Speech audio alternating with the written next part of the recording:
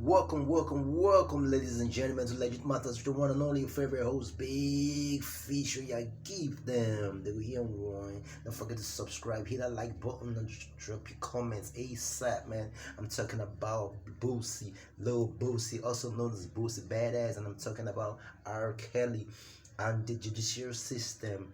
Yes. There's been a whole lot of talks that there was some things that didn't go on right when it comes to the judgment of R. Kelly and his case. Yes, there are powers behind the judicial system. There are people who run the world. There are people who wants to make money from people going to jail.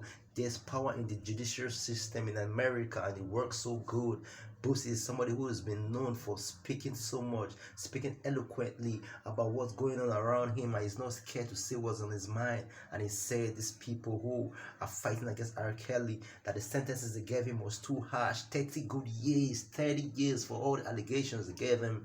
I mean, 30 years, and it's not just 30 days, man. 30 years is 30 years. In case you don't know, that's whole lifetime for some people right there.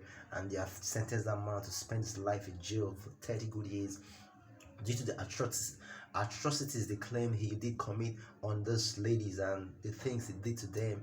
Yes, this fact is supposed to pay for the crimes he did, man. You don't, if you want to do the crime, be ready to do the time, and that's a fact for that one. But he said it's one of the things they did to R. Kelly that doesn't sit right with him, because matter of fact, you don't take away someone's commissary when he goes to jail. When someone goes to prison for a long time, you don't take the commissary. Commissary is something is the money people put on their books for you to use to eat food, to take care of themselves in prison. It's just like a personal bank account, a personal savings account in prison. Everybody's allowed to have one, but they took that away from R. Kelly. They purposefully did that because they were hoping and praying for R. Kelly to break down and lose faith in himself and take a rope and hang himself.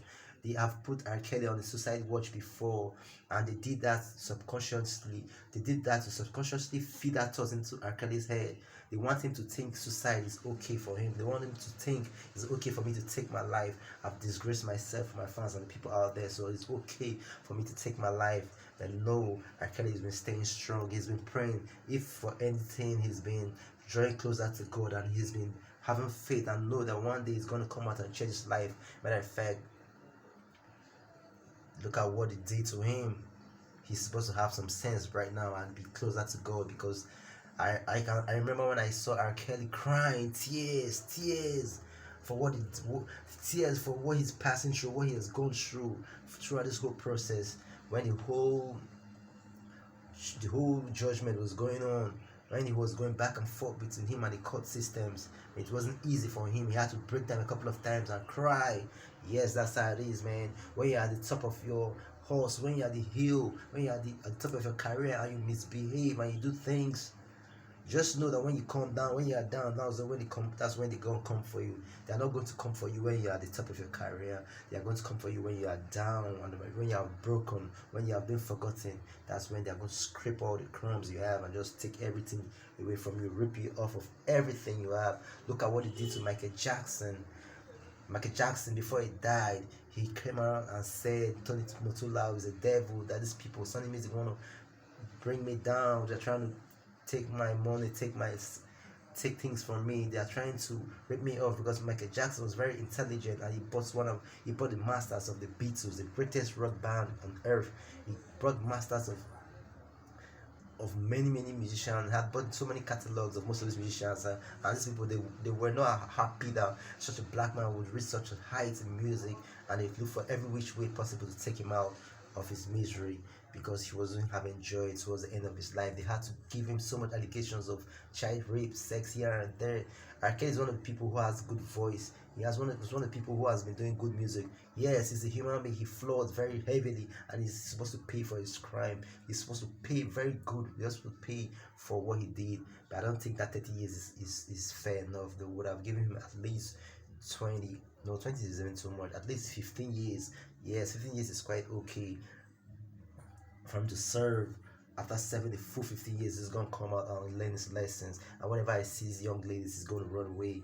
Probably he's going to apply for castration, for him to get castrated, so he will never ever have a thought of doing this kind of stuff they said he did to those ladies, because he did some real meaningful things to those ladies, and it's not good. Because I have a sister, and I don't want someone to do that kind of stuff to my sister just because he's a superstar or something. So he deserves to go to jail. But Pussy Bada has said the way they're treating him, they want him to break, so that they'll take his music, his catalog. They want to take his music. They want him to die in prison. They want him to commit suicide.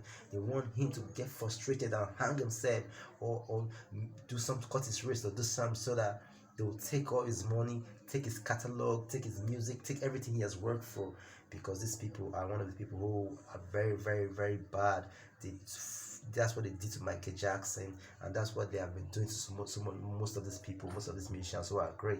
They look for a way to come around and take over all you have. Mike Tyson was just lucky enough that they didn't hit him with all those charges that make him miserable. He was lucky that he got to senses towards the end, man. And do you feel what Boosie is saying is right, or do you think it's just a conspiracy theory that they're just trying to frustrate him, make him kill himself? Man, don't forget to subscribe, hit the like button, and drop a comment. Signing out, au revoir, leaving you with peace and love.